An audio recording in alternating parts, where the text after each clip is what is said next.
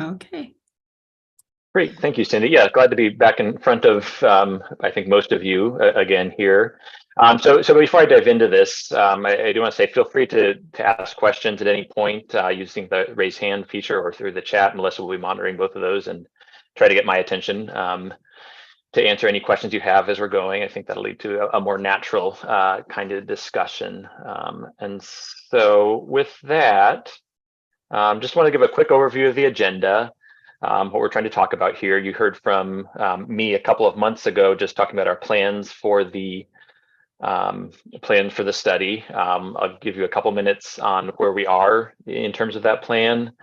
Talk about the district selection. The committee members should have received our proposed list of 25 focus districts and 5 alternates earlier this week. We'll have some discussion about in detail how those districts were selected, and happy to take any feedback on the specific list. Given the nature of the study, there's a lot of art and a little bit of science there, so happy to take suggestions.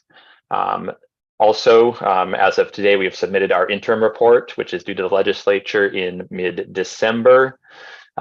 We're not even halfway through this project, so it does not have the full range of findings that we're expecting for the final report, but do want to give you the highlights from that. We'll spend about 15-25 minutes there. You'll hear from John Toponi again. You heard from him a little while ago at an earlier meeting on the literature review.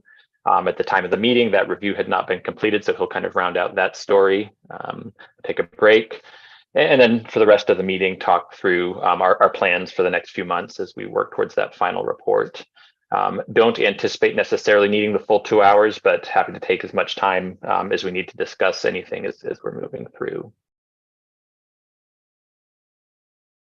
So just in terms of status update, thanks to ODE staff, Cindy Hunt, John Weens in particular, for facilitating our data request process, moving it through the system pretty quickly. Given the timeline of the project, we did not have a chance to use all that good data for today's presentation, but we'll be using the data in the coming months. We got the complete set of data that we needed in the first week of this month. So again, didn't have time to build that into the analysis yet, but we'll definitely make good use of that going forward. As I already mentioned, we've identified our focus districts and our alternates, have some discussion there. We've started our engagement process. You'll hear from Jade Aguilar in a little bit on what our findings from some state level engagement, a focus group with many people on this call, as well as a few interviews. And then she'll also talk a little bit beyond that about our plans for engagement specifically with the 25 districts and how we're approaching that.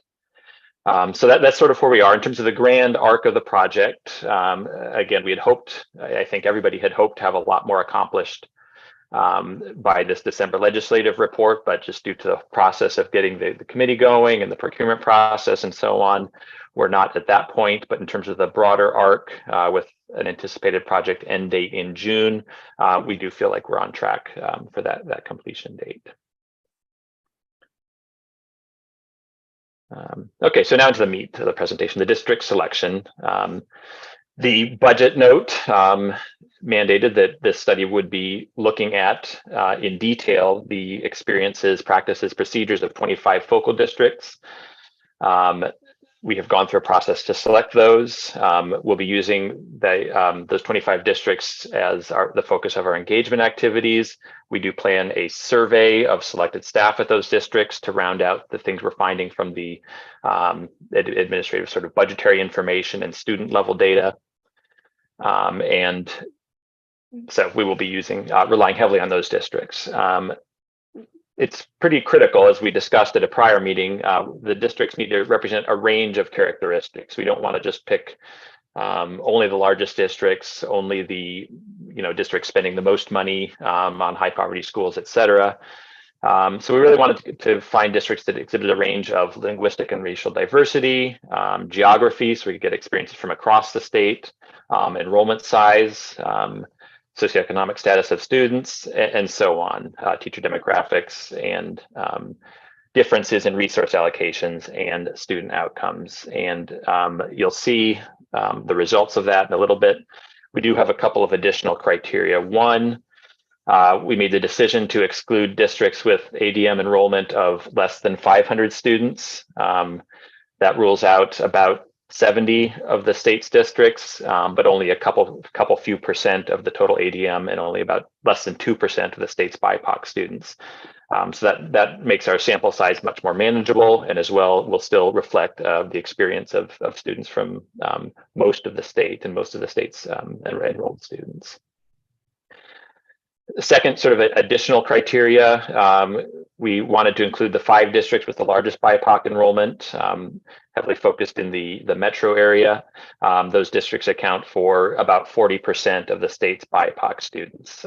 So by focusing first on those districts, we're capturing districts that control resources for a large share of the state's BIPOC students. And then for the remainder, focus on districts that exhibit relatively higher and lower differences in resource allocation. I'll define that in a couple of slides here, and relatively large differences in student outcomes, whether it's BIPOC students outperforming white students or white students outperforming BIPOC students. We want, to the extent possible, to investigate both extremes so that we can get at what leads to success and what leads to less success.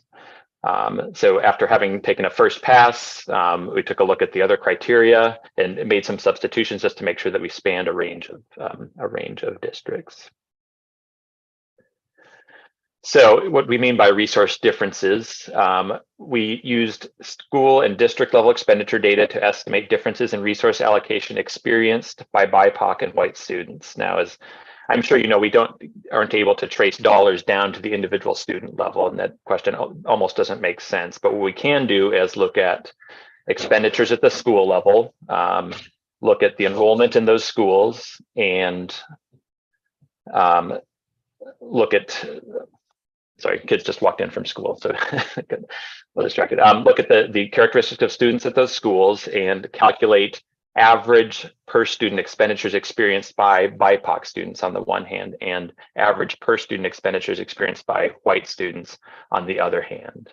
And so I'll give you a specific numeric example in the next slide, but basically what we're doing is take a weighted average of per student spending at schools attended by BIPOC students and those attended by white students. And we know that students, you know, most schools enroll both types of students, but some are heavily BIPOC enrollment, some have heavily white enrollment. And then from that school level information, calculate that weighted average district level and state level resource experience of BIPOC and white students, and calculate the gap, the difference between there. And in the numbers, you're going to see a gap greater than 0 indicates that on average, BIPOC students experience schools that are spending more per student than our white students. A gap less than 0 suggests that on average, white students are experiencing schools that spend more per student than those BIPOC students. Okay, so just quick numeric example. I'll try to keep the math light here, but let's just suppose there's a district with 2 schools. School A has 30 BIPOC students and 70 white students, so 30% BIPOC. Per student expenditures of $15,000. School B has 40 BIPOC students and 160 white students. Per student expenditures of $10,000. If we walk through the math, and I'll try not to read all of these numbers, but we can calculate the average per student expenditure experienced by BIPOC students in that second row, $12,143. Do the same thing for white students. And through the formula, we calculate an average of $11,522. If I take the gap there, that's a difference of $621, or 5% of the per student expenditures experienced by BIPOC students. That suggests a what we'll call a positive progressive resource allocation towards BIPOC students. On average, BIPOC students experience higher levels of per student spending than white students in this district. And then, of course, repeat the process for all the districts in the state, and we can come up with similar numbers at the state level to look at overall progressivity of the resource allocation. So I'll just pause for just a second there to see if there are any questions, because I know it's not a straightforward concept. Yes, I see Amanda has a hand up. Yes, thank you for the overview. I guess my question at this stage, is how you're going to differentiate between where the resource is coming from and how to work through which of these resources are coming from the state school fund specifically. Yep, no, that's a great question. And part of the answer is that we can't do that in a completely clean way. You'll see in a few slides that we'll try to pull some of that apart in terms of what the state school fund is funding and what share of resources are from other sources. But we can't take that all the way down to the school level completely clean. It's just not currently possible. That's part of what we're investigating with the study. And we're trying to understand the sort of limitations in terms of tracing those specific funds. But again, you'll see a little bit of that peeling apart of the total expenditures in a few slides. And I see Lori has a hand up also. Yes, my question had to do with the validity of the mathematical formula you just shared. And my concern is this: it has absolutely nothing to do with how those subject districts actually allocate their budget. So just taking raw numbers and dividing the census into them doesn't say anything about how students actually experience, as you put it, those spending, because those are the dollars coming in that are available to a district. They don't have anything to do with deployment for services and programs. And so I'm not understanding how you get to a valid evaluation based on this arithmetic. Well, so I mean, this you're right. This arithmetic doesn't take us all the way to understanding what a specific, so we know how much a school is spending. We don't in the data know what they're spending it on, and they might be doing spending on effective things or less effective things. Part of the district level engagement, we're trying to get at that issue. So that's one part of it. The other is that we are going to be looking at student outcomes, which again doesn't get at specific programs, but it does allow us to see areas where there's maybe higher spending per student and good outcomes versus schools with higher spending per student and bad outcomes. And that gives us information about, from the perspective of those outcomes, say high school graduation, are the dollars doing a good job or not? And numbers don't tell us the whole story. Again, that's where we're in sort of an iterative process that allows us to go back to our focus district and start to ask some questions. So then, Andrew, my follow-up on that would be, does that mean then that you'll also be including student SES in that evaluation piece, because outcomes that are so closely tied to family income as well as to other factors? And so it would seem to me that if you don't take that cut, you're also going to get a distortion.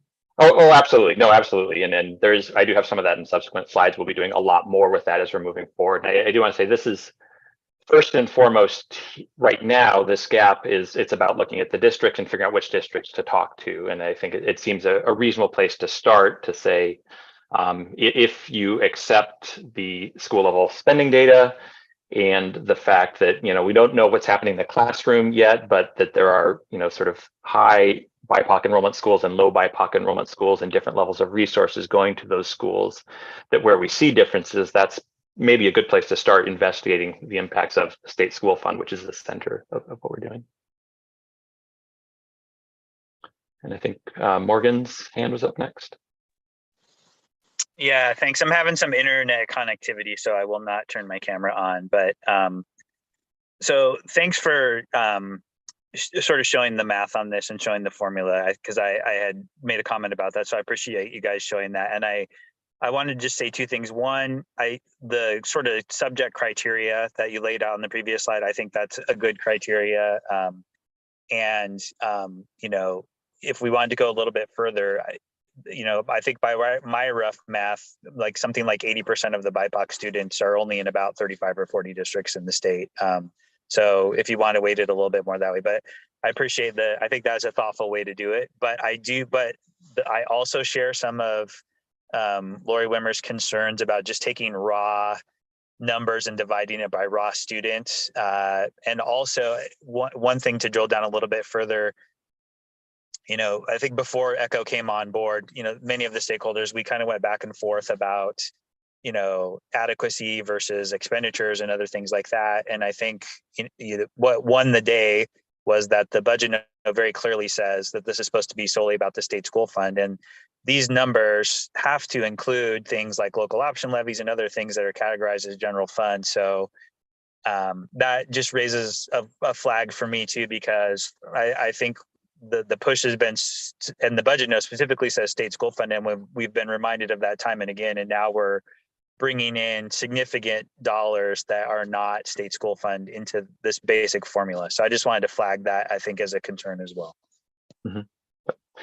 Yeah, no, totally accept the point taken, and you know, we're wrestling with these issues as well. I will say that I think that if we're reading the budget note maybe a little bit more broadly than just the strict literal interpretation, that it's important, it really has to be important to look at resources beyond the state school fund. And we certainly do want to understand the impact of the weighting formula and the state school fund dollars themselves, but they don't exist in a vacuum. And you know, districts take all the resources they have and allocate them out. And I think we need to understand at a minimum the relative size of the state school fund. We can say that at the district level. And you know, as we're working through this, we're trying to understand in as much detail as we can what happens beyond that. Well, thank you. I agree with that 100%. And I hope that maybe others might consider taking that broader view, because I think we've had some pretty, you know, so we've had some dialogue again before ECHO came on about state school fund, other funds, adequacy, et cetera, because ODE clearly laid out that they can't segregate state school funds solely from the PBAM and all the other things like that. So, so I appreciate your perspective on that. And I think that may be worth revisiting for this group as we go further into the study. Thank you. Thank you. And then Jackie, hand up. Yes, I was just wondering, what year of data are you pulling and looking at the revenue and expenditures that you're going to have in the per student numbers? Because I can tell you it's changed a little over the last couple of years. Yeah, no, absolutely. This is 2019-20. There is one more year of school level data that has been made publicly available, 2020-21, but most of what I'm going to show you today is pre-pandemic, and I think that's going to be a reasonable baseline, even though some things have changed permanently since you know, as a result of the pandemic. But wanted to start with what should be relatively clean data, not skewed in strange ways, because we know the pandemic affected a lot of things in a lot of strange ways, some of which are transitory, some of which are more permanent. Thank you.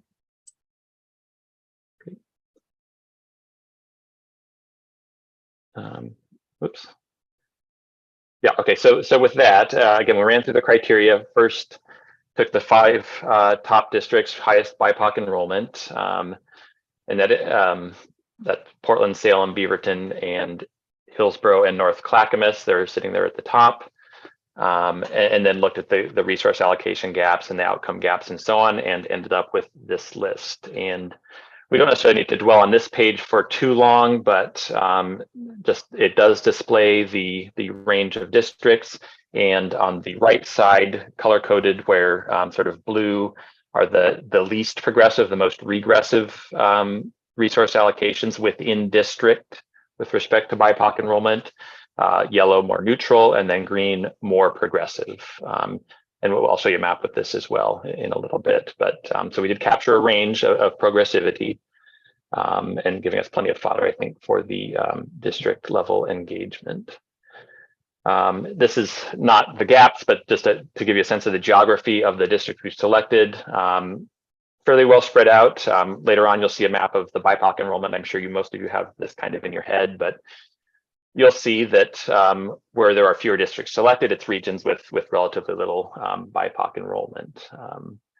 But this is the list. And so I think I don't want to dwell too long on this sort of comparison, these kinds of comparisons, but did just want to show you that we have covered a relatively wide range of student characteristics and outcomes. There will be a number of charts similar to the chart on the left here. In this case, we're plotting the district poverty rate along the horizontal axis, and the percent of BIPOC enrollment along the vertical axis. And main point here is that we have sort of both high poverty, high BIPOC enrollment districts, as well as high poverty, somewhat lower BIPOC enrollment. Of the relatively few high BIPOC, low poverty districts, we chose a number. Maybe less intensive sampling of the lower left quadrant, which is low poverty, low BIPOC student, but they're of less interest in that there tend to be relatively few, very few BIPOC students in those districts. So spanning a range.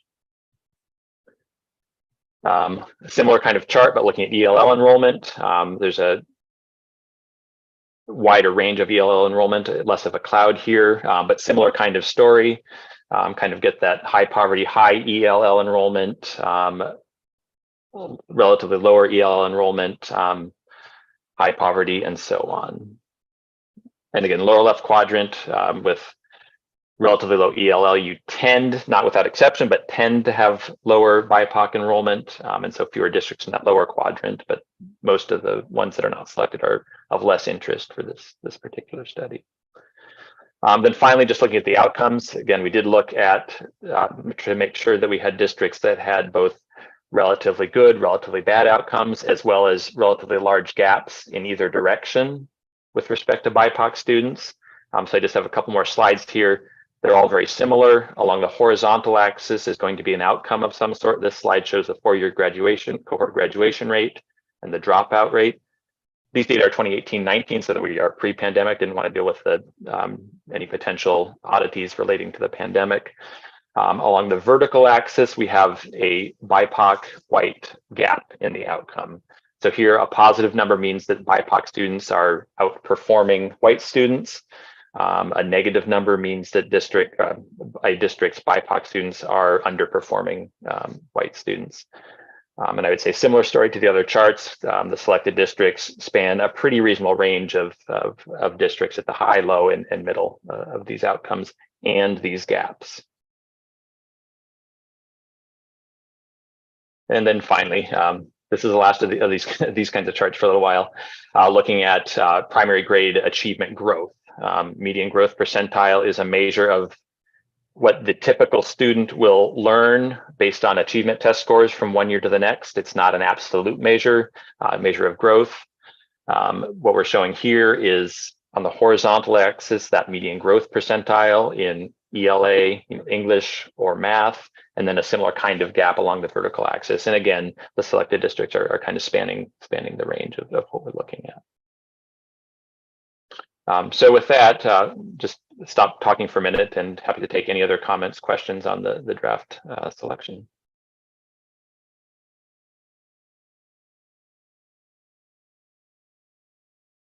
Great, okay. So that's the draft selection. Next, I want to turn to the summary of the interim report. Here's the budget note that we're all tied willingly to. As Morgan Allen was pointing out, the budget note's very clear about state school fund spending and looking at whether that spending itself is resulting in disparities between BIPOC students and other students. But we are taking a slightly broader look and suggesting that you can't really understand those disparities without taking a more holistic perspective on spending, but certainly happy to take discussion there. And so you've seen at least one other version of these from us. We've kind of been honing our research questions that we've moved through and have kind of landed on 4 specific questions, some of which are verbatim from what we showed you before, others are a little bit different. 1, what are the impacts of state laws and policies and procedures on state and local resource distribution to school? Think state school funding formula, think district budget processes, et cetera. We want to look at how those things, specifically with respect to state school fund dollars, but how those laws, policies, procedures ultimately affect resources that go out to districts, and to the extent that we can say anything, from districts to schools. Beyond that, we plan to investigate other influences on resource allocation, things that are maybe less codified, but that as we're working through the district engagement process, emerge as reasons that resources are allocated more heavily or less heavily, based on student demographics or other factors. And then directly to the point that's already been raised, to what extent can revenue sources be tied to expenditures at the school level? And as we've already talked about, the answer is not as cleanly as some would hope, but we do want to get a better sense of what the boundaries on that on those linkages are. We know that we cannot trace a dollar from state school fund distribution down to district into a school, let alone into a classroom. But again, want to draw that big picture and sort of understand all of the dynamics that are happening there. Finally, key part of what we're doing based on available data and evidence, including the national research literature, including our analysis of the Oregon data, including our district level engagement, what racial inequities and what adverse effects do BIPOC and tribal students experience? These may be experiencing disparities with respect to resources, maybe disparities with respect to outcomes, and so on. So those are our research questions. And then with that, I'll turn it over to John for a few minutes. He's going to talk through the literature. I think we have a question. Yep, I'm sorry. See a question from Amanda. Yes, thank you. Can we go 2 slides forward? Nope. The one before that. Great. So I just want to, because I felt like it was glossed over a little bit. You mentioned taking a more expansive view, and I'm just trying to understand, and I see the research questions, how that's going to play out and how the report is ultimately structured. Because again, it wasn't really intended to be sort of a broad review report. It was intended specifically to look at spending patterns related to the state school fund. Mm-hmm. And so I guess I want to understand a little bit more about the switch that's happening here, or how that's going to be reflected in the report that ultimately comes out. And I say that just knowing that sometimes reports come out to the legislature and it was billed sort of as a state school fund report, and then they're receiving something that's not quite that. And because folks aren't in the weeds of it, that can go over folks' heads. So sure. Just curious. Yeah, no, that's a great point. And I think it really gets down to the first bullet point here, the disparities between students. Again, because the state school fund does what it does. It has funding priorities embedded in the funding formula and other aspects. But we can't really understand the ultimate effect on student outcomes because, as you'll hear John say in a minute, no surprise, spending does matter. It produces better outcomes when you spend more money if you spend it wisely. We can't fully understand what's driving disparities if we're only looking at the state school fund dollars. And so I'd say that's sort of the link. And we'll do whatever we can to the extent that the committee agrees this is a good approach, whatever we can to make that clear as we're working through the final report. Yeah, so I would just encourage, and we'll continue to, again, engage as I appreciate how transparent you all have been in terms of providing memos in advance and just giving us the opportunity to think about how you're approaching each section of the report. I think the framing at the outset is going to be critical. So even in the next slide, as you're getting through sort of the review questions, that piece, that third question around how expenditures can be tied to these student outcomes, I think needs to come up in the analysis and be part of the lens to say, this is what the legislature called for, and this is what we started with, and we've learned that we can't actually tie it at that level. And again, in whatever outcome comes from this particular inquiry, so we decided to do X, right? So I just think the framing is going to be critical as you go through. And so not, any place where it could be differentiated or distinguished, like that's great. We should go as far as we can with it. And we've been having, conversations over the last year to try to figure out where that is possible. The allocations for ELL program is one example. But I do think not sort of like that getting buried is important. Again, just in the framing, I don't think that would be intentional. I'm just saying that, I think that if it's going to switch into something else, which is a review of disparities based on expenditures, that's a different report. And so I think that it needs to be sort of carried through in the framing of the whole report. So I'll just frame that as sort of a concern and some unsolicited advice. Oh, very much solicited. Thank you. I mean, that's helpful.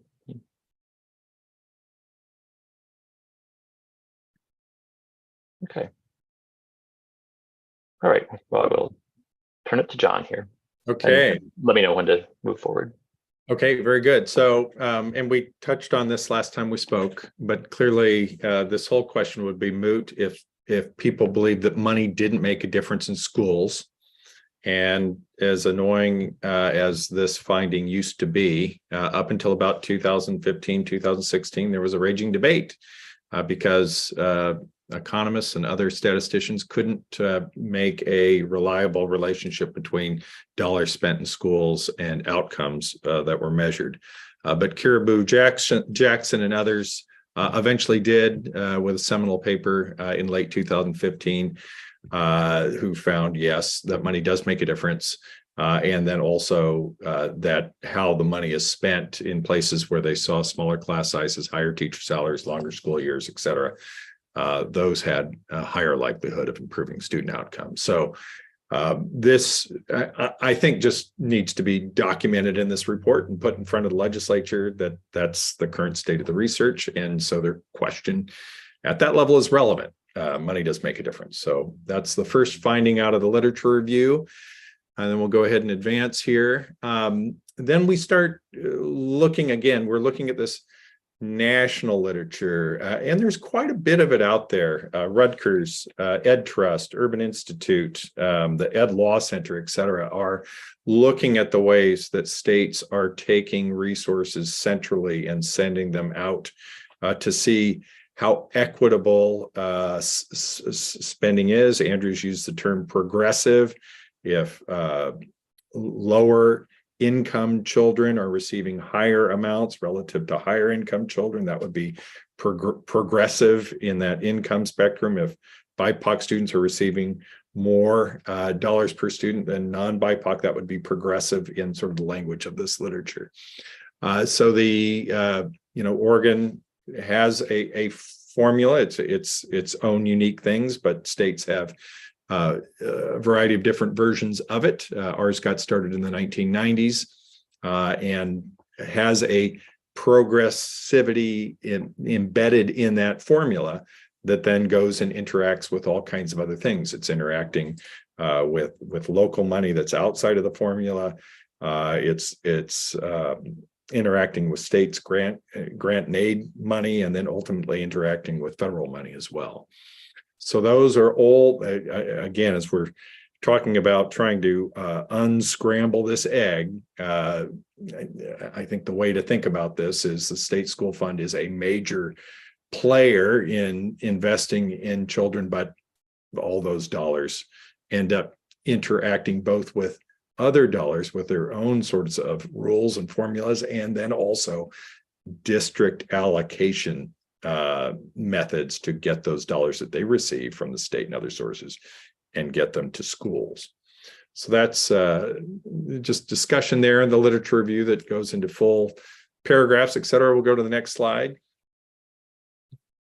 So what formulas and other allocations rules determine how money flows to schools? Oregon school districts have pretty wide discretion in the use of their formula funds. They do have a chart of accounts and do have to have some accountability there to report what they've spent that money on, but relatively wide discretion in the use of resources. District level allocation methods nationally fall into three broad categories. Traditional centralized models, which school districts in Oregon use, and the large majority of districts across the United States use, which take state resources and federal resources, and they allocate staffing and programs to schools. So a number of staff and certain amounts of programming or materials and supplies are budgeted at individual schools. Then there's sort of this second category of weighted funding models, which as of 2018, there were 27 districts in the United States who enrolled 10% of kids. They tended to be really big school districts like New York City, Boston, Denver, Houston, Chicago, that had versions at the district level of weighted student formulas that would be sort of similar to what you're seeing with our state formula. And then there are direct funded models, and those are often used to fund charter schools or charter management organizations. I'll pause here, Dana, for a question.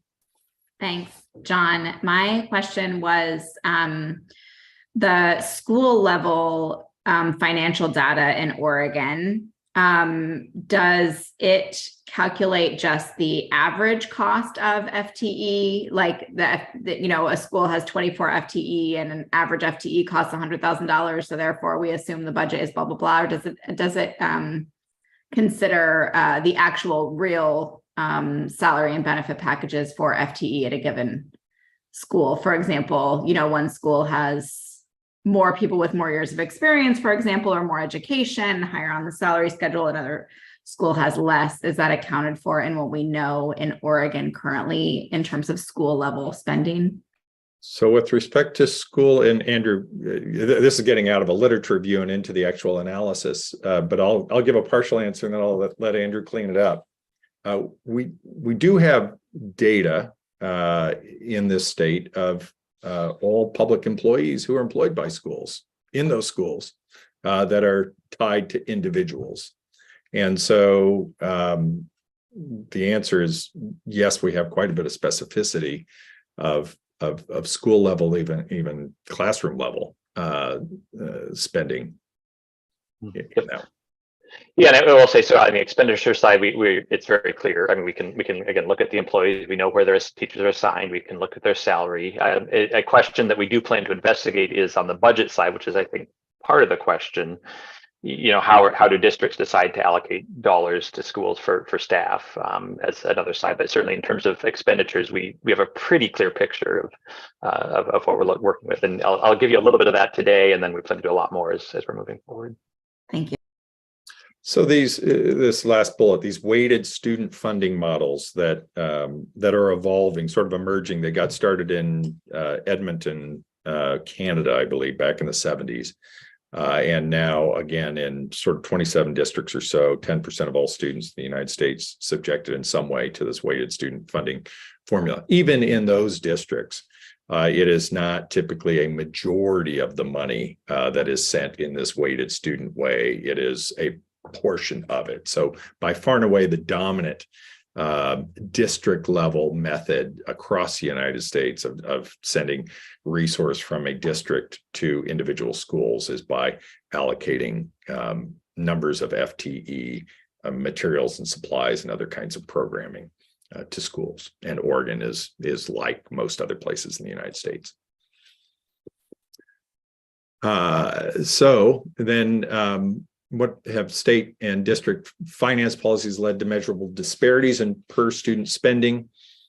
Interstate comparisons of funding equity by student income level. They consider all state and local resources available to school districts, not just something like a state school fund. So they'd be looking, these interstate comparisons are looking at all state and local revenue. Morgan, you had asked that question after having reviewed the literature review. These do not include federal resources or federal revenue, because in essence, what they're trying to do is we understand the intended progressivity of federal revenue coming into the system. And the question that these folks are trying to answer is, are the states that are receiving this progressive federal money progressive themselves or regressive? What in what context is the federal progressive money landing?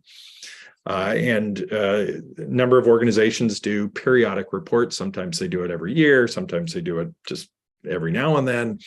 And you look at sort of measures of relative progressivity or regressivity. They have different ways of counting low or high income. Sometimes it's a simulated district that has 30% poverty against a zero poverty district, or sometimes we're looking at sorting districts into quartiles of income and then taking the top quartile and comparing it to the bottom quartile. So the methods vary a little bit, but if you go across all these various recent reports, regardless of method, Oregon tends to fall in the middle of the pack.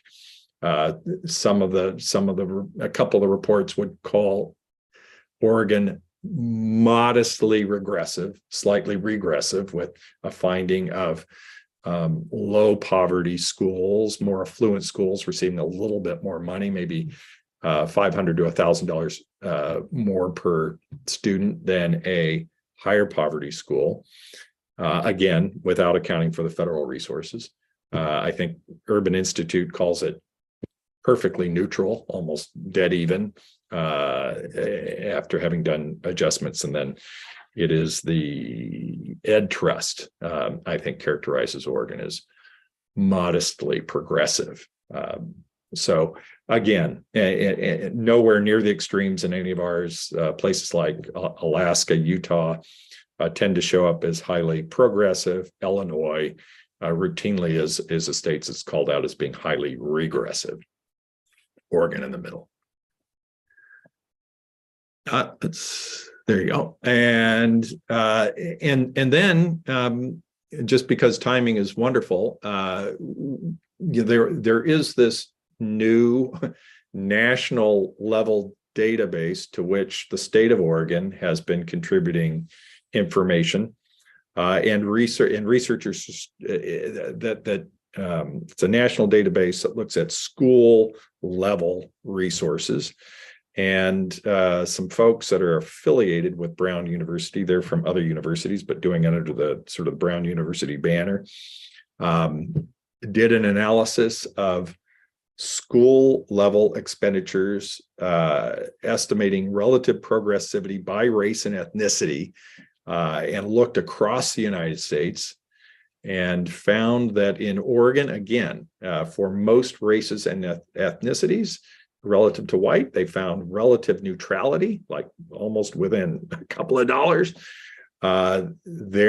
This first estimate, again, this paper just came out in August, so just a couple of months ago, found a statistically insignificant progressivity relative to Black students. So Black students appearing to get numerically a little bit more money than white students, but the difference was not large enough to be deemed significant.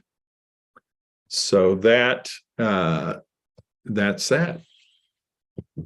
from the literature review. Thanks, John. So just moving in now to some of our findings, and we have not using the same models, but partially replicated some of what John just described. But before doing that, I did want to just set the context with a few slides, just sort of summarizing the state school fund and the funding formula. Most or all of you on the committee have already seen some of this, but again, just want to refresh everybody's mind. As John mentioned, we have a sort of quote unquote foundational model with some state equalization, local taxing effort, and other local option components, the local option levies and so on. Oregon attempts to equalize students per student spending, accounting for varying needs through 10 weighting factors, accounting for poverty, whether a student is on an IEP or not, ELL students, and so on. I'll show you the table that I'm sure most of you have already seen in the next slide.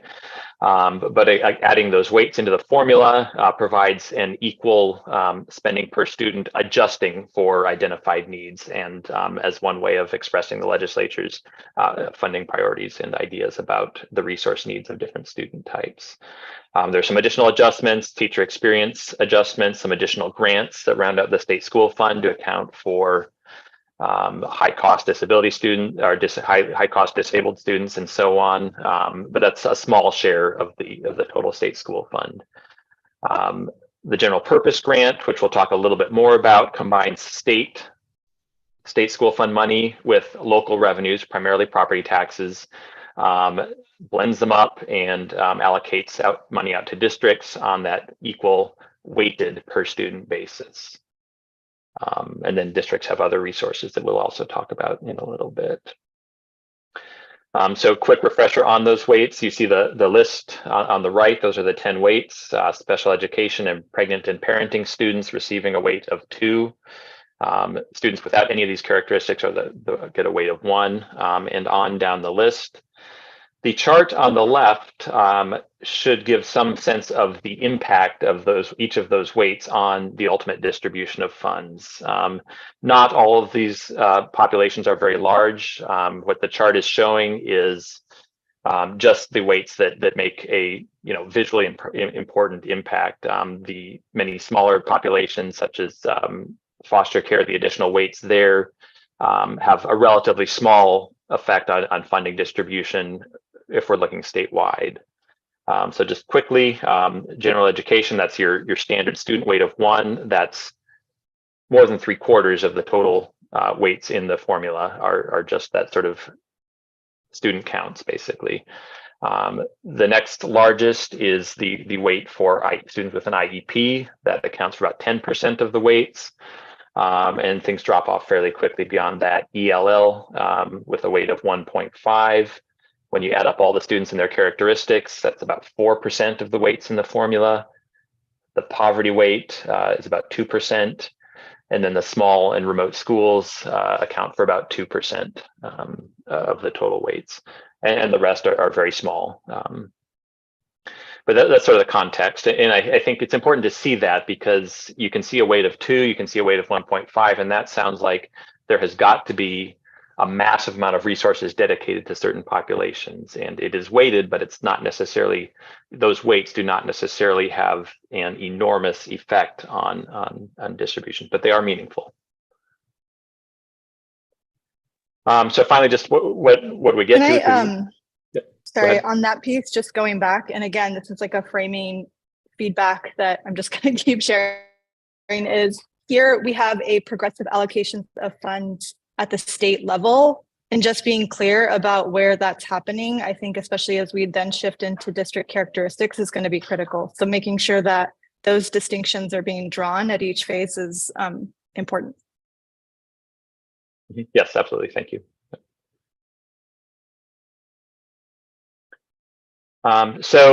Equalization formula, this is just a chart from 2019-20 showing that general purpose grant per student weight. It's roughly flat. There are some differences due to district characteristics and the kinds of revenues that are coming in, some kinds of adjustments that are not directly in the formula. But as you can see, fairly flat distribution. Districts are receiving essentially a very similar amount of money per student, per weighted student, but as you can imagine, the per actual student allocations can be somewhat different. If you have a small, fairly rural district getting a lot of small and remote school dollars, as well as having a disadvantaged population, per student allocations from the state school fund will be somewhat higher than for other districts. But this is sort of the context we're starting from with this study, which immediately raises a couple of questions that we've all been talking about or around. In the first, we have the funding formula. We have some priorities reflected in the funding formula. We have some allocations. To what extent do those priorities flow down through districts into schools as in terms of understanding the state school fund? Beyond that, the purpose of this study is what impact do those spending patterns generated by the state school fund have on BIPOC students, okay, which is the core of what we're looking at. There is, as most or all of you are aware, good reason to think that the progressivity embedded in the funding formula should, to some extent, result in progressivity in terms of funding going towards BIPOC students. I've just pulled out a couple of characteristics that are likely more related to BIPOC enrollment than others and have a reasonable weight. The district poverty rate and ELL enrollment. The charts show the BIPOC enrollment share in the district on the vertical axis, and then the other measure along the horizontal axis. And in both cases, the trend line does confirm that where we have higher poverty rates, we tend on average to see higher shares of BIPOC enrollment, although the relationship is not perfect, clearly. Much tighter relationship if we look at ELL enrollment, where there's a pretty straight line where we have significant ELL enrollment between ELL enrollment and BIPOC enrollment. So to the extent that the weights are doing what they're supposed to be doing and directing resources towards students in poverty, towards ELL students, they're also going to be directing resources towards a large number of BIPOC students. And of course, not every student population is the same.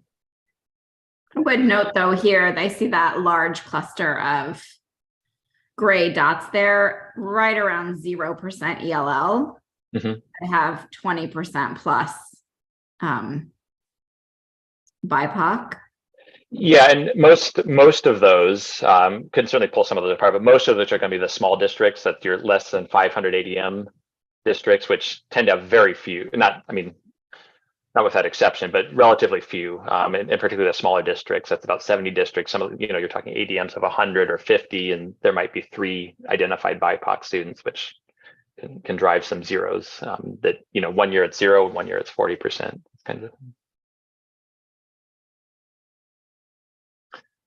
So stepping back a little bit to the study that John just mentioned, we have that funding formula, and the 2 questions that I posed, it raises. One, do we see the priorities of the funding formula reflected in the final outcomes? On the right side, we have the findings from the Shores study that John mentioned. Along the horizontal axis, I don't want to get too much into the weeds here, but treat that as the measure of progressivity. That's a dollar spending gap calculated in a slightly more sophisticated way than we did it, but the concept is the same. So where positive amounts, states to the right of the vertical line are more progressive, states to the left are more regressive. And we see from the chart, Oregon's right in the middle with a progressivity that's essentially zero. The horizontal bars, the black bars, are the standard error of measurement, or the confidence interval. If they touch zero, that means it's not statistically significant in this sense. And so one could conclude that the priorities embedded in the funding formula don't flow through to total expenditures by these measures. On the left, similar exercise, but looking at spending gaps for Black students compared to white students and Hispanic students compared to white students. Again, as John mentioned, this very recent finding found a positive progressivity with respect to Black versus white spending, but it's not statistically significant. That doesn't mean in practice in Oregon it's not meaningful, but in the context of the 50 states, it's not a largely progressive formula. On the right-hand side here, Hispanic versus white spending gaps, again, very close to zero, measured as very slightly progressive, but essentially zero. So in terms of that second question, does the funding formula ultimately translate into extra resources going towards BIPOC students? And for these two race and ethnicities, the answer is maybe a little bit. So we did, again, using the expenditure gap calculation I mentioned earlier, calculate the same kind of number at the state level by race and ethnicity of student. And we're finding very similar results to the national research, what we might call slight progressivity. And I will say that we don't have a number that we're targeting. There's no measure of what the right progressivity is. But so 8% may or may not be big in the grand scheme of things. But we do find a significant variation across the races and ethnicities. And compared to the chart earlier, where Shores found a relatively larger spending gap for Black students, we find the same thing in the data. Relatively smaller for Hispanic students, and then for variation for other races and ethnicities. And that's something that's worth exploring in terms of the differences across these student populations. Okay, so an important question, and this gets back to the purpose of the budget note and how we think we need to take a slightly broader reading of the budget note. There's a progressive funding formula. The end result at the end of the day, when we look at total expenditures, is maybe not as progressive as suggested by the formula. What's happened? Well, we know that there is a lot more money in the system than just the state school fund. With respect to general fund, which we can track down to the school level, the general purpose grant is most, but not all of it. There's local option revenue. There's other sources of local revenue in combination with what is presumably more progressive federal funds. These other revenue sources could either increase or decrease the relative progressivity of the ultimate resource allocation. And so we want to explore that a little bit more. So a lot of numbers here. I'll try to explain each of them. Let's start with the district level rows in the table. What we're looking at here is the overall statewide average, not by race and ethnicity, but by BIPOC versus white. Calculated expenditure gap as a percent of average per student expenditures experienced by BIPOC students. I'd say similar conclusion at the district level. We're finding for general fund expenditures about a 2% increase in spending per student for BIPOC students relative to white. When you layer on all other expenditures, that decreases very slightly, although I'd call that essentially the same thing, no change. At the school level, the picture looks a little bit different. We see somewhat higher progressivity of closer to 4%. Not a lot of change between general fund and all expenditures, but we do see a more progressive allocation. This is also consistent with the national literature. It's important to think about the level of analysis. Districts have discretion to allocate resources to high needs versus low needs schools.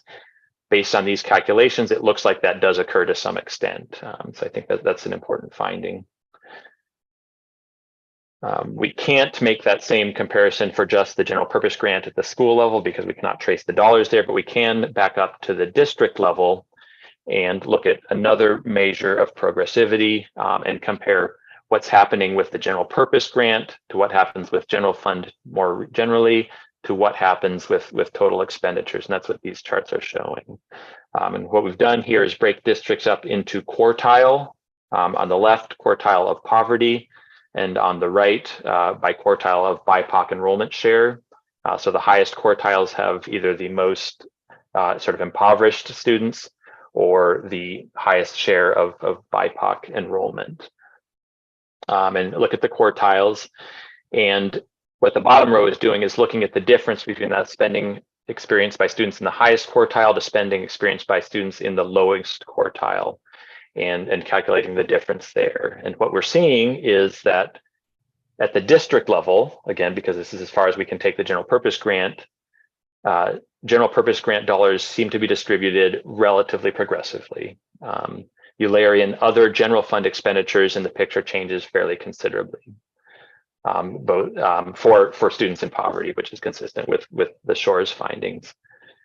When we get to total expenditures, layering in federal targeted dollars and others, the progressivity bounces back up a little bit. But there are some important dynamics in terms of funding source and how resources get allocated. And what this is really is looking at district level, not school level. So this does not get into what's happening within schools, but at the district level, we can see how local option levies and so on are affecting what the general purpose grant is trying to accomplish. Story's a little bit different on the BIPOC expenditure gap side, where we see a little bit lower progressivity in terms of per student expenditures as a percent for the general purpose grant. Total general fund expenditures change that somewhat, and some of that, I believe, we have not done this analysis, but is related to the geography of where BIPOC students live, highly concentrated in the metro area. PPS in particular accounts for a very large share of total local revenues that are flowing into the state that are not part of the formula. That may be creating some dynamics there, but big picture, we see some impacts of these other revenues on the progressivity of the system and resource allocation, but not anything that completely changes the story, but dynamics to investigate further. I think Again, Morgan had a question on the previous slide. Okay. No, I think you mostly answered it. Just the one question I had is, do any of the general fund dollars you're including, do those include Student Success Act, specifically student investment account dollars? I believe those are accounted for separately in our system, but I just wanted to check that. Yeah, I believe so also, and we can confirm, but I believe they're not included there. And just one follow-up comment, and I know that, that you're wrestling with the, strict language of the budget note versus what may be reality of what data is available. But if we are going to broaden it, and this might be a comment more for ODE and maybe even Cindy Hunt, is if we are going to broaden it, I think it would be a shame not to include student investment account dollars in there to make a valid comparison, because those dollars were created specifically with equitable distribution in mind to focal student groups. And I mean, it would just be interesting to see what that does to the numbers. Probably a lot of extra work for you, easy for me to suggest, but just. Yeah, no, that's a good comment. And I think part of what, under this, assuming we do go forward with this broader interpretation of the budget note, and again, we're not going to try to evaluate everything, but under a slightly broader interpretation, it's not just general purpose grant to general fund to total, what's going on in those latter two categories. And, student investment acts in there, that's probably relatively easier to pull out than trying to think about some other carve outs. But I think exploring that kind of thing is certainly something we need to be doing.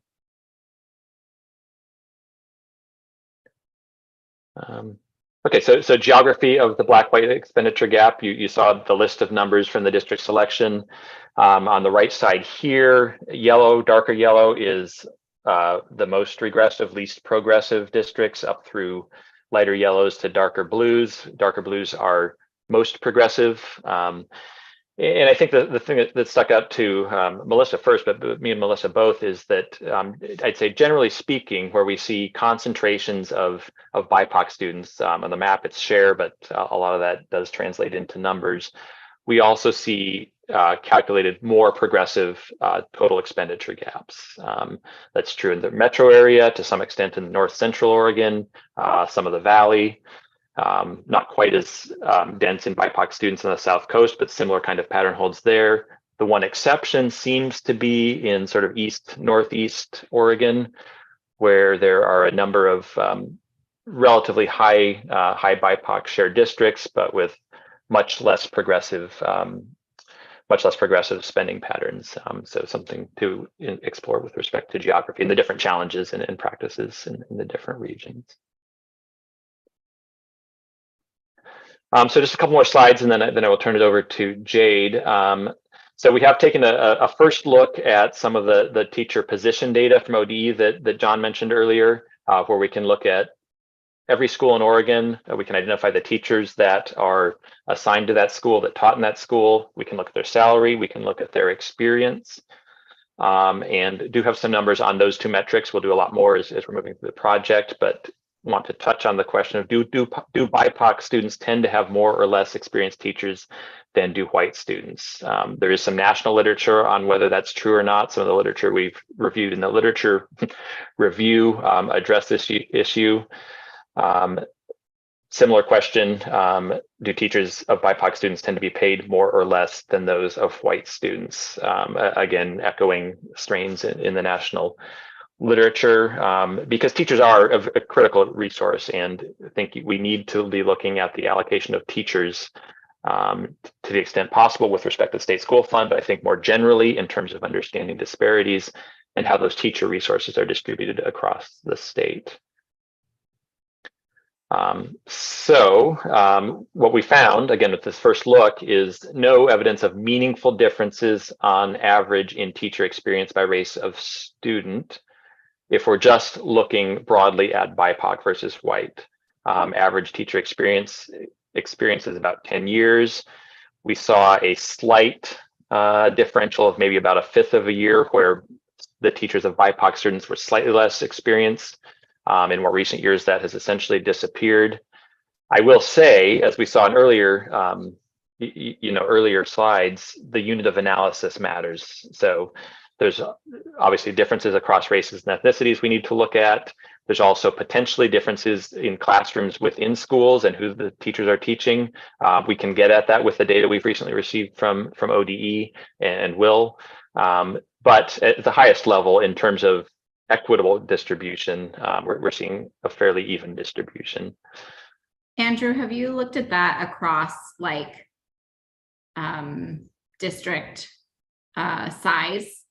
Like a district that has a lot of schools that, educators and other staff might move between compared to, districts that might just have one or two elementary schools? Mm-hmm.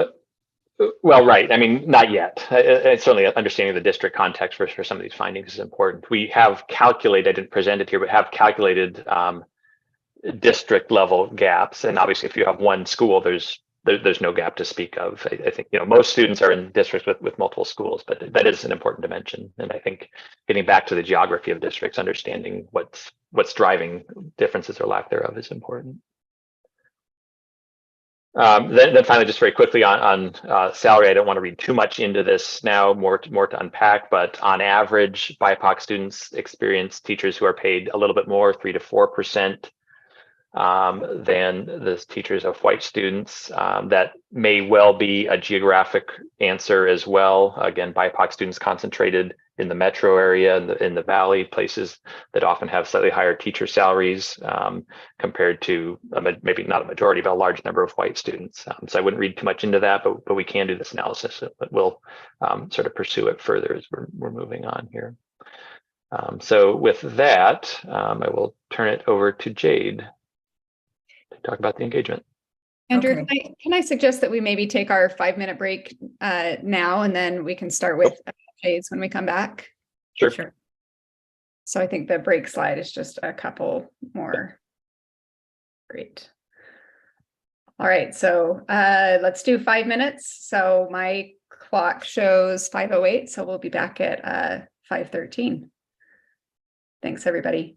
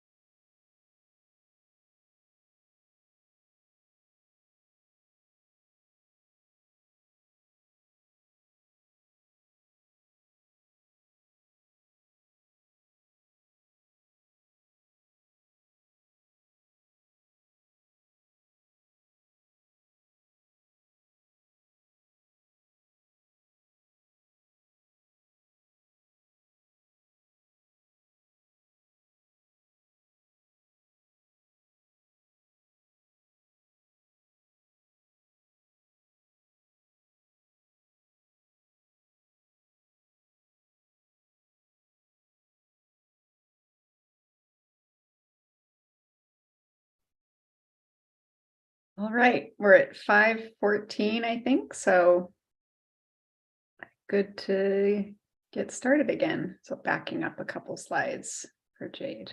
Okay, thank you.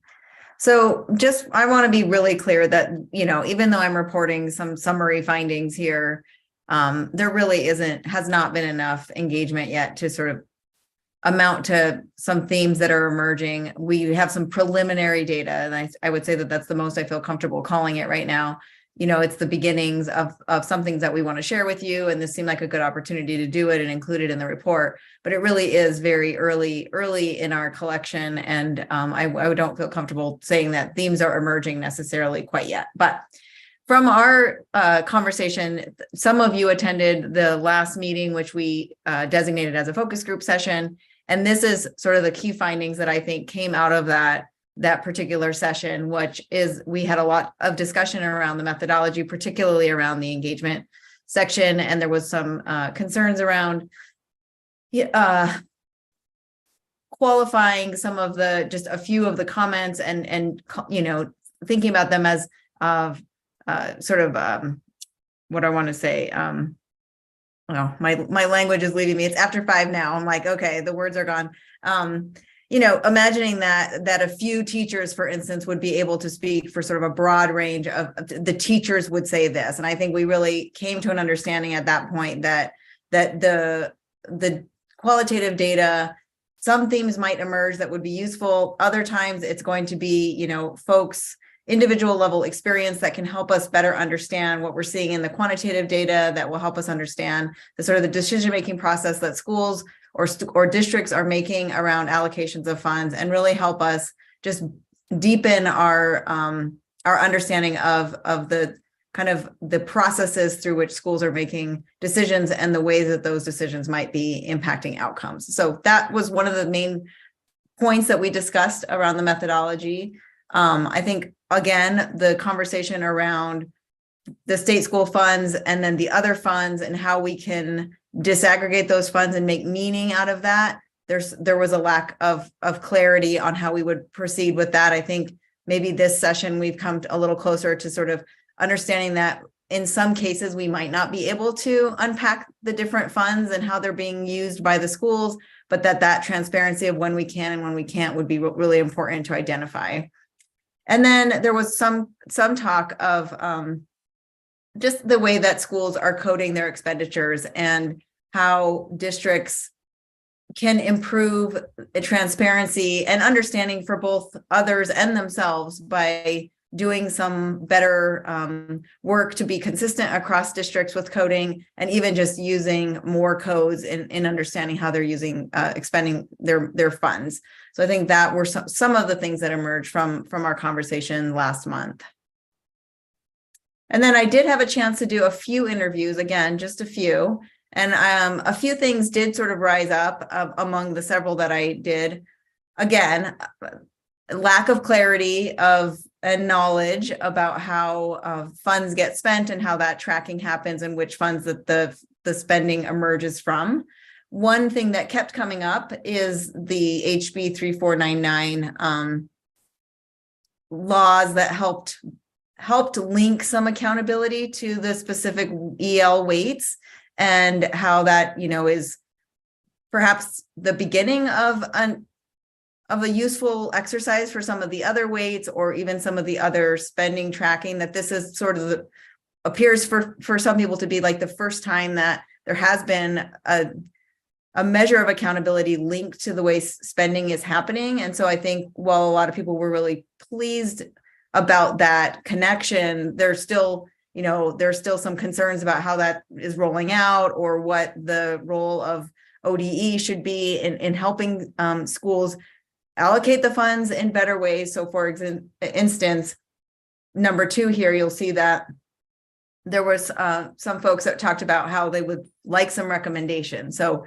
here they've been allocated funds for English language learners, but that there isn't a direction that comes with that on what some of the best practices are that, that are nationwide, or even from other schools that are seeing success in Oregon, and that schools are given the money without the kind of recommendations and support on how best to spend those funds to help support EL students. So that kind of not linking, not just the spending and the additional funding that comes with those weights, but also some knowledge and research so that schools aren't left, figuring it out each for themselves, or districts at the district level aren't figuring it out for themselves on how best to spend the money.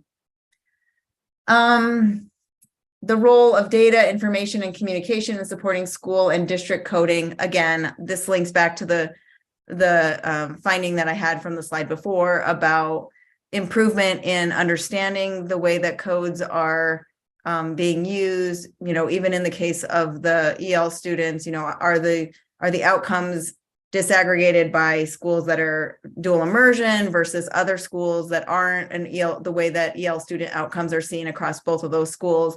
And so, the finding that the more that schools and districts are understanding that linking between funding and outcomes, the more they are thoughtful about how those allocations happen. And again, these are very early findings. As we move into our district level engagement, I think we're going to see a lot more clarity around the kind of thought process that districts are going through with that.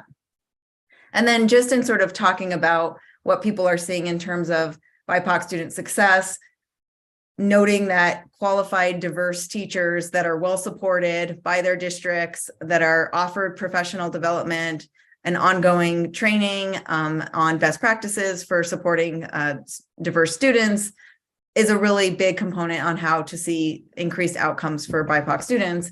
Making sure that students see themselves represented in their teachers. And then secondly, a strong curriculum that really centers the experiences of students of color and, just offers teachers a strong foundation from which to base their teaching. So all of that is just, like I said, very early findings. I'll talk a little bit more as we move into sort of the next steps, what our future engagement process will be looking like. But I'll pause there if folks have comments or questions.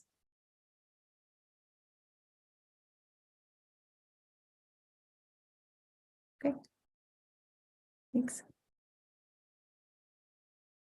Took our break and here we are. So just to wrap up here, I'll spend a few minutes talking about our quantitative analysis plan going forward and turn it back to Jay to talk in more detail about the engagement plan. And among other things, didn't get a chance to date, but going forward, do want to make heavy use of the really valuable data provided by ODE.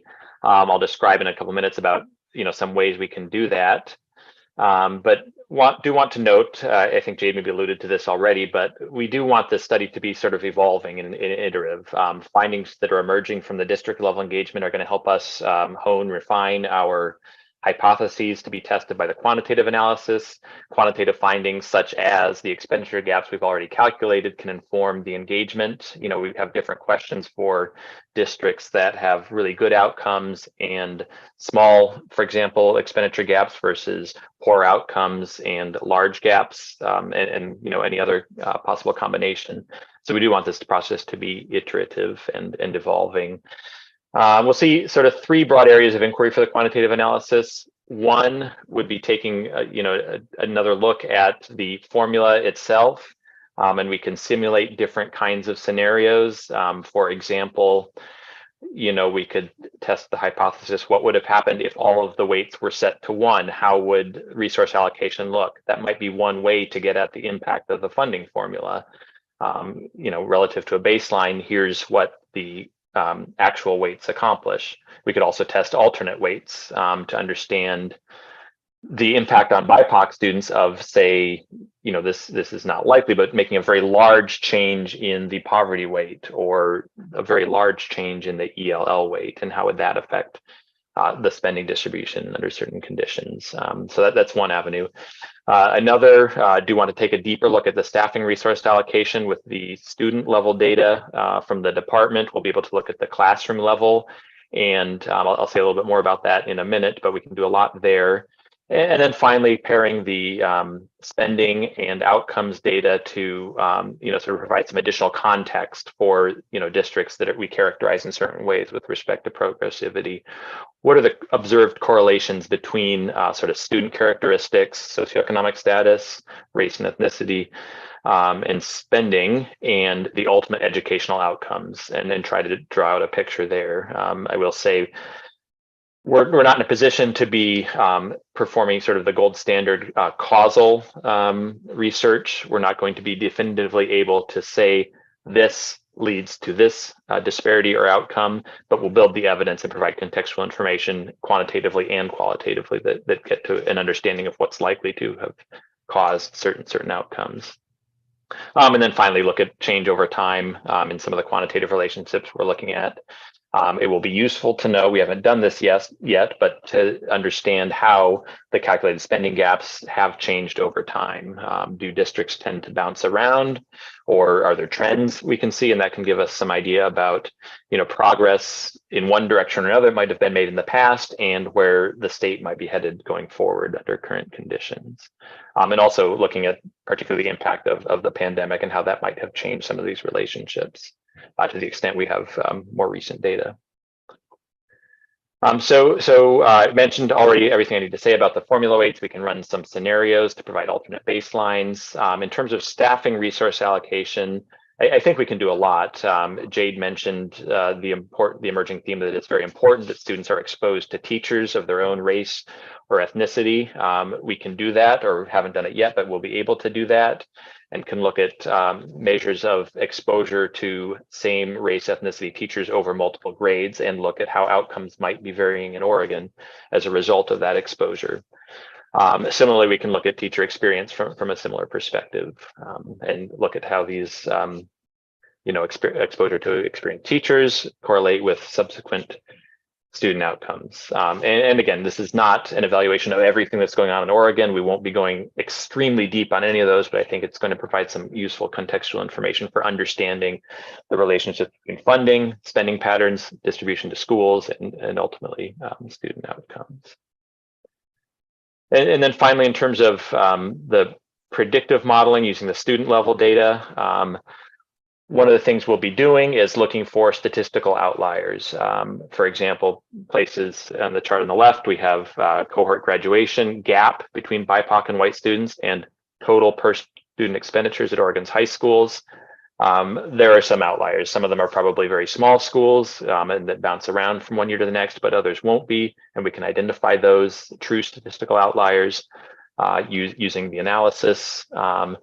And if we find concentrations in districts, that can be fodder for the district engagement. If it's individual schools, we can, from the data perspective, quantitative perspective, at least look a little bit more deeply at what's happening in those schools.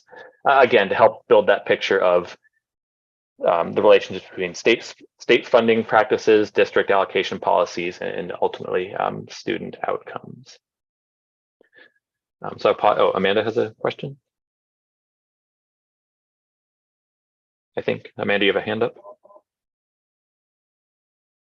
No, maybe not. Okay, so that's, we can answer any other questions on that if we need to, but otherwise I will turn it over to Jade again to talk through the engagement plan. Oh, Amanda?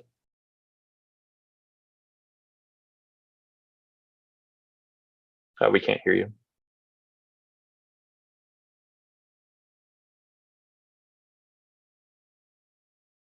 Well, I'm not sure if there's a question there or not, but Amanda, feel free to break in if you're able and still have a question. But otherwise, Jade, it's all yours. Okay. So as we look forward in terms of continuing our stakeholder engagement, we are planning to do a survey of staff from those 25 selected districts. We, welcome feedback on who exactly. Right now, we're thinking about, the chief financial officers or other folks that are making business and allocation decisions for the schools, thinking that they might have the best understanding of the way that, or help us understand, the thought process that they're using to allocate to different schools and using the weights and thinking about specific programs for different targeted students. We would like to do some, maybe some quantitative, but also some open-ended questions to get more sort of rich data and thought from process there. Also wondering if there's an opportunity in the survey to ask folks if they would like to have a further conversation or if they would like to, recommend that there's someone else that we should speak to so that we can really better get a deep understanding of the thinking that is going on in terms of the allocations. And then continuing on with our one-on-one interviews, we had made a plan to do about 5 to 10 at that state or region level. And so that is where some of the early ones that I've already done have come from. And I think we want to continue and sort of see that higher level picture, as well as dive in more deeply to the district and the school level, being thoughtful about how we want to approach different schools with different kinds of outcomes or allocations or BIPOC white student differences, and just really better understand how to make more sense of the spread that we're seeing across outcomes and race. And so, all of that is coming, and I'm sure we'll have more conversation with you all as we finalize some of these surveys and gather more information. Okay. So in terms of the survey, some of our early thinking around Melissa, I think that, excuse me, Amanda does have a question. Yes. Yes. Let's pause for that. Yeah. I'm so sorry. Thank you for the engagement strategy. It's looking great. This is going back to the modeling piece. I was having some technical difficulties. My question, Andrew, is about, I guess, and this is probably early stages, your approach to the modeling just generally, because I think that a question that's going to come up is how this aligns to some of the Quality Education Commission work and what's happening there, and how that modeling information aligns to this. So I'm curious about how that's informing your approach to that first, and we'll just, again, continue to name my bias around, even if legislators are making decisions, for example, and this is maybe getting into the recommendations later about changes at the state level, I think following through in that modeling approach to outline how decisions are being made through the process is sort of a critical aspect of that, because this has been one of my concerns with the Quality Education Commission and model, is that there's a lot of work going into this model and not a single district is even accountable to it. So it's informing a lot of policy making decisions, but it's not really connected back to the system. So it's a two-part question. One is the relationship and what you're talking about to that work. And two is sort of that second concern around the threat of decision-making as it exists in Oregon. And maybe this is like a pin in this question for future, but I feel like it's important to name at this early stage. Yeah, I'd say, helpful input, and I don't have full answers for those things, but I think on the one hand, in terms of the modeling, our goal there will be to look at what's happening now, what's out there. And we're not going to be, again, this is about equity and not adequacy. And so we're not trying to validate or whatever the total need is reported in the QEM. But I think there should not be strong disconnects. And so I think it does make sense to clearly articulate what we're doing and how it relates or not to the QEM process. And I think that, in terms of decision making, that is a great point. And I think when we're thinking about the impacts of the state school fund, we need to be thinking about the role of the QEM. And I think, we're not going to be making recommendations about the QEM, but I think being aware and describing what we're doing and what we're not doing is critical. Thank you. Okay, so just back to the survey questions. Sorry, go back once. Yep. I think, kind of two main things that we're trying to address here is, how are districts thinking about the budgeting process in terms of how they might address inequitable outcomes for BIPOC students? And then, back to this original question of, can we better understand how these processes might differ for state school fund revenues relative to other revenue sources? I'm not sure what will emerge from those questions, but that definitely seems to be one of the key areas where we want to focus on. And then a little bit more on those interviews. I had talked a little bit about the interviews with public education employees or other representatives from community groups that kind of have that larger umbrella view of education from a state or regional level. And then down at that district and school level, I think that could look like a lot of different things. We're looking at potentially district leaders, different kinds of providers that target some of those subpopulations, equity committee members, principals, school business managers who are making kinds of decisions, and understanding that relationship between the business side of the administrators and the education side, and what kinds of communications are happening there in terms of allocations. And then we're going to make sure that our interviews span across the different geographies, levels, and other sort of relevant dimensions that we want to make sure to get perspectives on from a wider range of districts and schools. And then again, just some early interview questions. How is the state school fund supporting equitable outcomes, or how might it better be allocated to support those outcomes? What is your system or pattern or process to set the budgets in your school district? I think overall, even though these are kind of nuanced, they're kind of getting at those same sort of larger two questions. Are those resources that you're being allocated, are you using them based on those intended allocations? How are you measuring your own outcomes, even if they aren't being reported at a state level? So just more thinking about how folks are making decisions about funding at their school. All right, I'll hand it back over. Okay, thank you. Last slide here, just wanted to talk through the next steps, and I'll turn it over to Melissa to give you the details on what's coming up. Great, thanks. So the email I sent during the break has the links to the draft report as well as tonight's slides. And we are looking for feedback from you all by Thursday, December 1st, so that we can turn things around and have the report ready for submission to the legislature on December 15th. So that's the next steps with the report that you all have in your inboxes now.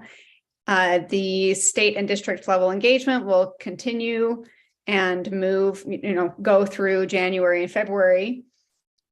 As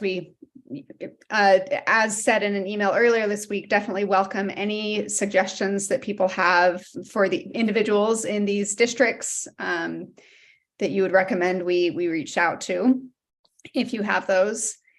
And then in terms of the next meetings that we have, the meeting on Friday, January 20th is scheduled, and everybody should have those invites on your calendar. The next two, you won't have invites yet from ODE for the March and May meetings that we are proposing this group holds, because there was interest, I think, in waiting to see what the committee meeting schedule is with the legislature, to see if we could potentially move those meetings off of Friday evenings.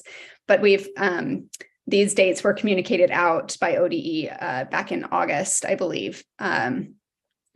Monthly dates were communicated in August, but our proposal is that we meet every other month, January, March, and May. So we would ask that everyone hold these tentative dates with the knowledge that they might change once the legislative committee schedule is known in January. And then finally, the final report is scheduled to be delivered in June. So any questions about any of those items or the proposed meeting schedule or any of these things?